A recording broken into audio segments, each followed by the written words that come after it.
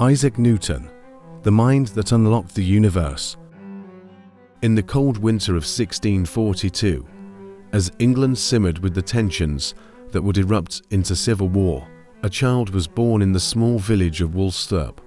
Sir Isaac Newton, whose life would revolutionize science and transform the way humanity understood the universe, arrived into a world on the brink of change. His mother, a widow even before his birth, raised him alone amid the pastoral quiet, unaware that her son's genius would one day transcend even the far reaches of the heavens. Newton's early years were filled with challenges. He was a quiet, introspective boy who found solace not in the fields or games, but in the mysteries of the natural world.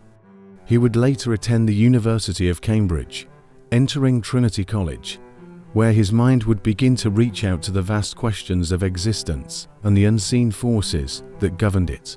Here, the seeds of a lifelong obsession with knowledge were sown, and Newton's brilliant mind quickly set him apart. In 1665, however, the bubonic plague swept through England, and Cambridge was forced to close. Newton returned home, but his studies didn't stop.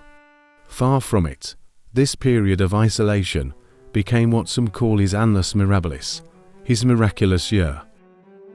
While back in Woolsthorpe, Newton formulated ideas that would forever change the trajectory of science. His insights into calculus, the nature of light, and the forces of gravity emerged during these 2 intense years of solitary work. Calculus would later embroil him in controversy, as German mathematician Gottfried Wilhelm Leibniz independently developed his own version. But Newton's method was already well underway during these years, foreshadowing the mathematical language that would later underpin physics and engineering. Then came the pinnacle of his work, the Philosophiae Naturalis Principia Mathematica, or Principia, as it's commonly known. First published in 1687, this masterpiece articulated the laws of motion and universal gravitation in a way that had never been done before. With these 3 laws of motion, Newton showed how objects moved on Earth and in the cosmos alike, all bound by the same invisible, mathematical rules. Through his description of gravity, he explained the motions of planets, comets, and even the tides. The universe, once mysterious and governed by forces that seemed almost magical, was revealed as a vast, elegant machine, each part moving in accordance with precise laws. Newton's work laid the foundations of classical mechanics, a framework that would reign supreme until the dawn of the 20th century, when Einstein's theory of relativity introduced new ways of understanding space and time.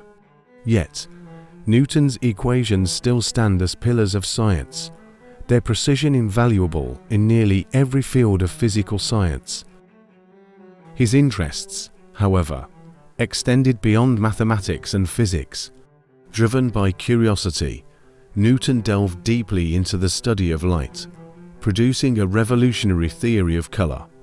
With his keen powers of observation, he saw that light wasn't simply white, but rather a spectrum of colors combined. He demonstrated this by passing sunlight through a prism, splitting it into the vibrant array of colors we recognize as the visible spectrum. In 1704, he published Optics, a book that captured his findings and cemented his status as a pioneer in the field. Newton's contributions in this area were practical too. He invented the reflecting telescope, a powerful tool that would enable astronomers to look further into the heavens than ever before. Not all of Newton's interests were in conventional science. He had a fascination with alchemy, a field often regarded as the precursor to modern chemistry, though steeped in mysticism and secrecy. Newton poured years into these pursuits, believing that alchemical practices held hidden truths about the natural world and the divine. Alchemy, in Newton's view, was not simply about turning lead into gold, but about uncovering the essence of life itself. Alongside alchemy, he studied biblical texts with the same rigorous detail, constructing elaborate timelines and uncovering what he believed to be sacred knowledge. Yet, Newton was no recluse. He rose to positions of influence and prestige, becoming the second Lucasian professor of mathematics at Cambridge, following in the footsteps of his mentor Isaac Barrow. As a professor, he guided the next generation of scholars, though he was known to be stern and exacting. Newton's prominence eventually caught the attention of England's monarchy. In 1705, Queen knighted him, a rare honour for a scientist, signifying his contributions to the nation's intellect and prosperity. Later in life, Newton turned his attention to the Royal Mint, where he served as warden and later master. His leadership came at a crucial time. England's economy was threatened by rampant counterfeiting, and Newton's reforms helped standardize the currency and reduce forgery, cementing his reputation as a figure of great public integrity. During his tenure, Newton's meticulous approach brought a scientist's rigor to one of the government's most practical institutions. Despite his fame, Newton remained a private, introspective man. He kept many of his beliefs to himself, including his unconventional views on Christianity. He quietly rejected the doctrine of the Trinity, a stance that set him apart from the religious orthodoxy of his time. Though he remained devout, his beliefs were deeply personal and often conflicted with the expectations placed upon him by the Church of England. Newton's final years were spent in London, presiding over the Royal Society and continuing his work at the Mint. He was a celebrated figure, his legacy already secured by the many advances he had brought to science and mathematics. On March 20, 1727, he passed away, leaving behind a legacy that endures to this day. Newton's story is one of relentless curiosity, a mind that saw order where others saw chaos.